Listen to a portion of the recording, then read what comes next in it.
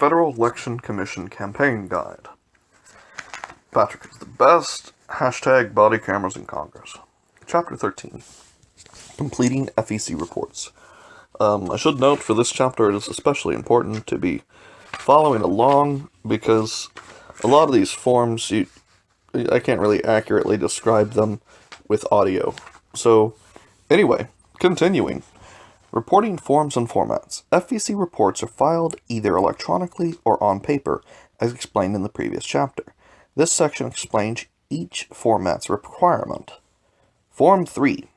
FEC Form 3, or an electronic version, must be used by principal campaign committees and other authorized committees of candidates for the U.S. House of Representatives and the U.S. Senate to disclose receipts and disbursements. Form 3 Booklet. The Form 3 booklet contains Form 3, summary page, and detailed summary page, the schedules listed below, and Form 3Z. Schedules. Committees may be required to file the following schedules as attachments to Form 3. Schedule A, itemized receipts. Schedule B, itemized disbursements. Schedule C, loans. Schedule C-I, loans and lines of credit from lending institutions. Schedule D, debts and obligations. Form 3Z. If a candidate has more than one authorized committee for the same campaign, the principal campaign committee must also file a Form 3Z. The one-page form, which consolidates information for the entire campaign, contains information taken from the current reports of the principal campaign committee and all other authorized committees. The principal campaign committee files Form 3Z along with its own report and those of the other authorized committees. There's a footnote. Presidential campaign committees use Form 3P and its supporting schedules or an electronic version. Form 3P and instructions are available online at that website. Requirements for electronic filers. Committees that receive contributions or make expenditures of more than $50,000 in any calendar year, or have reason to expect to do so, must file all reports and statements electronically. Committees that are required to file electronically, but that file on paper or fail to file, may be subject to enforcement actions as non-filers. See Chapter 12, Section 4. Administrative fines for late filers and non-filers. FEC file software available free from the FEC generates FEC file software available free from the FEC generates Form 1, 3, and Form 6. Filers can download the software from the FEC's website, fec.gov/efiling. Filers can also use other software as long as it meets FEC format specifications. For more information about the electronic filing requirements, see Section 5 of the preceding chapter. Requirements for paper filers. FEC forms filed on paper should be typed, either on a typewriter or on a computer. See below for more information on computerized forms. Printing in ink is also acceptable, but not recommended, as long as the forms are legible, because filings will be imaged and photocopied several times before being placed on the public record. It is required that committees submit the original report, not a copy, with an original signature. Committees submitting illegal documents will be required to refile. Reporting instructions. Instructions for filling out each form and schedule are available online at that website. Although written specifically for paper filers, the instructions contain information that is useful for electronic filers as well. Online web forms. Online filing is available for FEC Form 6, 48-hour notices of last-minute contributions. For more information and to access the online form, visit that website. Computerized forms.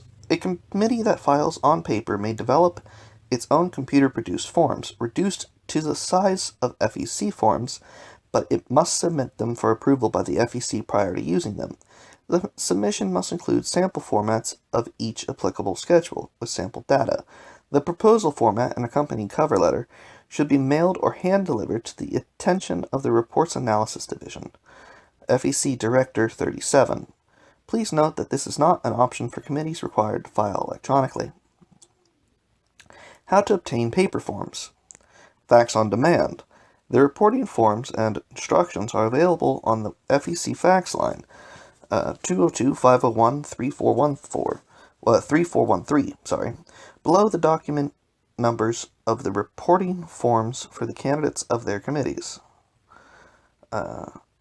Form 1, Statement of Organization, hashtag 801. Form 2, Statement of Candidacy, hashtag 802. I guess it's pound, isn't it? A hashtag's really just pound. Form 3, Financial Reporting for Authorized, i.e. candidate committees, hashtag 803. Oh, I can't even say it. Form 6, 48-hour Notice of Contribution Loans Received, pound 806. Form 8, Debt Settlement Plan, pound 808.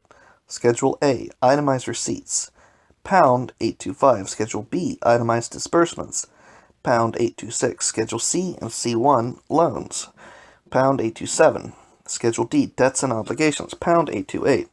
The fax line numbers for Schedule A, B, C, and D produce both Form 3 and Form 3X versions of the schedules. House and Senate candidate committees should be sure to use the Form 3 version.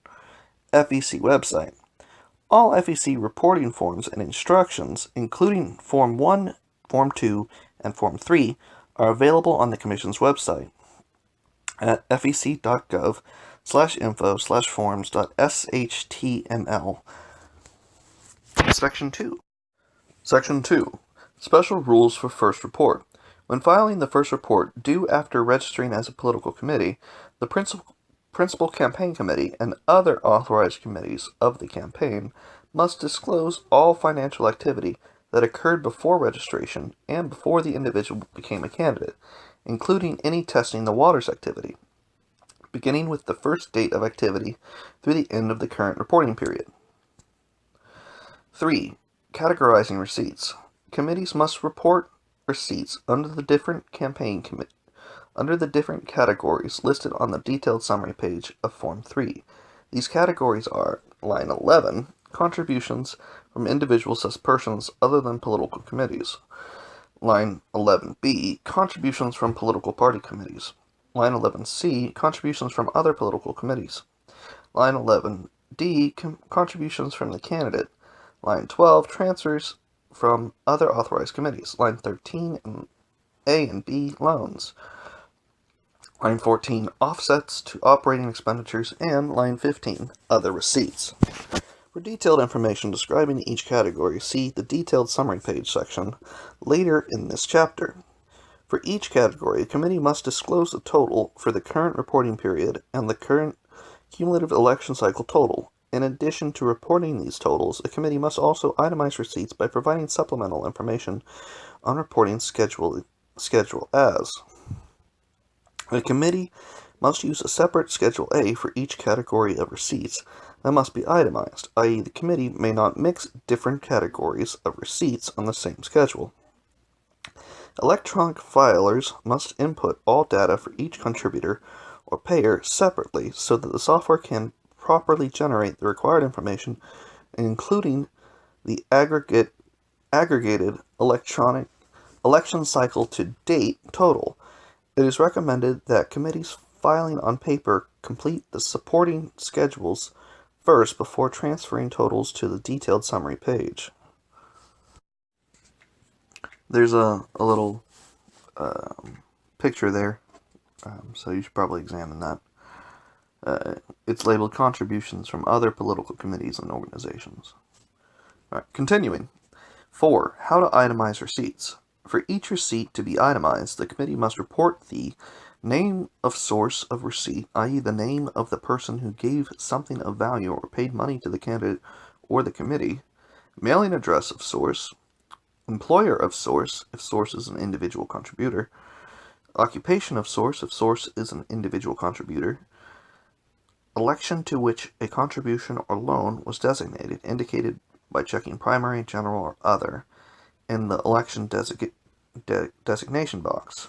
For more information on designating contributions for a specific election, see Chapter 4, Section 4, Designated and Undesignated Contributions. Date of receipt, amount of receipt, and aggregate election cycle to date total of all receipts within the same category from the same source. Note that the date of receipt for both record-keeping and reporting purposes is the date that the campaign or a person who receives a contribution on behalf of the campaign first receives a contribution, rather than the date on the check or the date of deposit. See Chapter 4, Section 5, Date contribution is made versus date of receipt for more information. If a contributor is self-employed, that should be stated in the employer space on Schedule A. If he or she is not employed, the space may be left blank, but that occupation space should still be completed. Example, unemployment, retired, homemaker. See Chapter 11, Section 5, Treasurer's Best Efforts, regarding the steps that must be taken to obtain information about contributions. Section 5, When to itemize receipts. Some receipts must be itemized regardless of their amount. Others need to be itemized until their aggregate election cycle to date total exceeds a threshold dollar value. These concepts are further explained below, regardless of amount. Within the following 4 categories of receipts listed on the detailed summary page, every receipt must be itemized regardless of amount. Contributions from party committees and organizations, including those that do not qualify as political committees under the Federal Election Campaign Act. The Act. Contributions from other political committees and organizations, including all committees that are political committees under the Act. Transfers from affiliated committees. And loans. Itemized threshold exceeded. Within the other categories, receipts from each source must be itemized if they exceed $200 or aggregate over $200 when added to other receipts within the same category, received from the same source during an election cycle. The categories of receipts that are subjected to this $200 threshold for itemization are contributions from individuals/persons other than political committees, contributions from the candidate, offsets to operating expenditures, and other receipts. This aggregation, election cycle versus per election.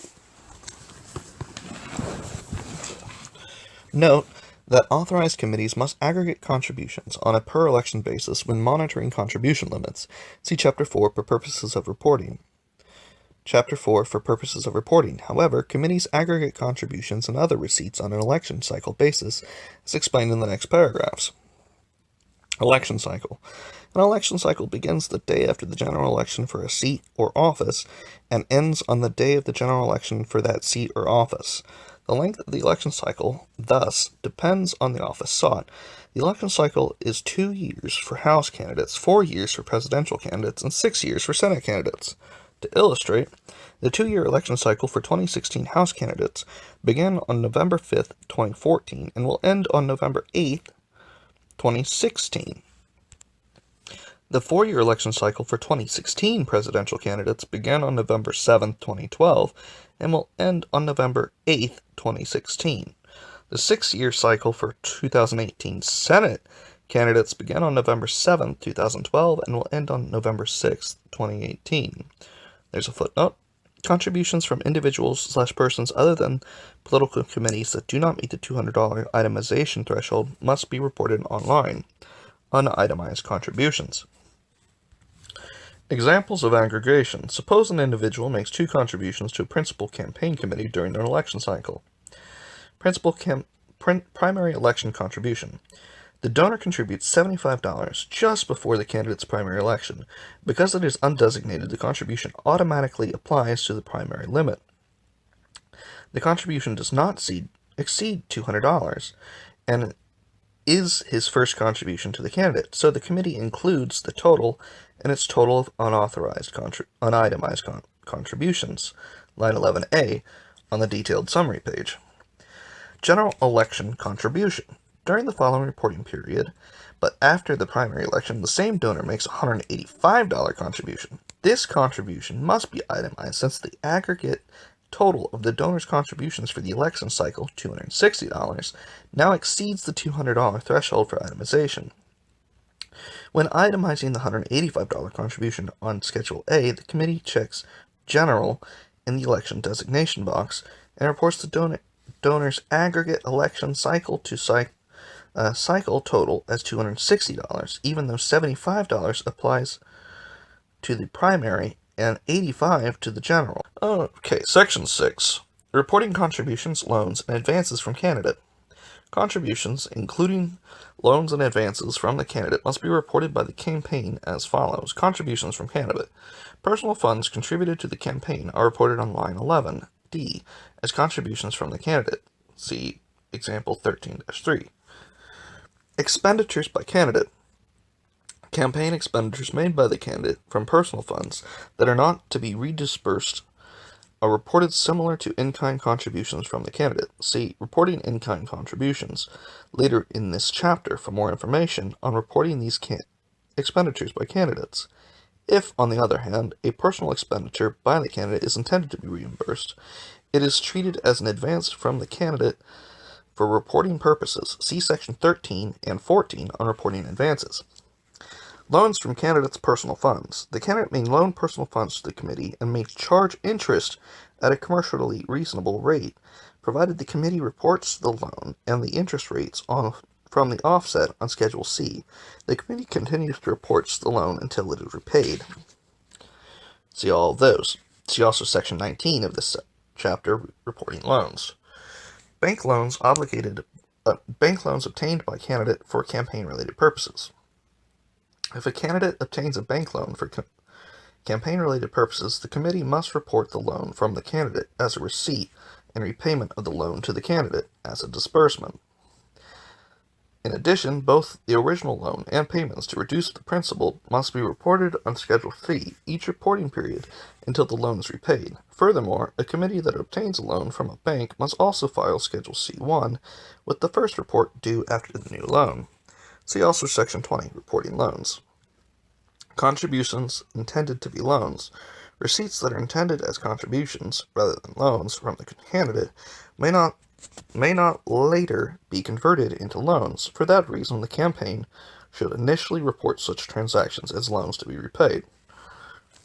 Last-minute contributions or loans from candidate. Contributions or loans from the candidate of $1,000 or more, received less than 20 days but more than 48 hours before any election, in which the candidate is running, must be reported on a 48-hour notice. See last-minute contributions in Chapter 12, Section 3, and Section 15 of this chapter.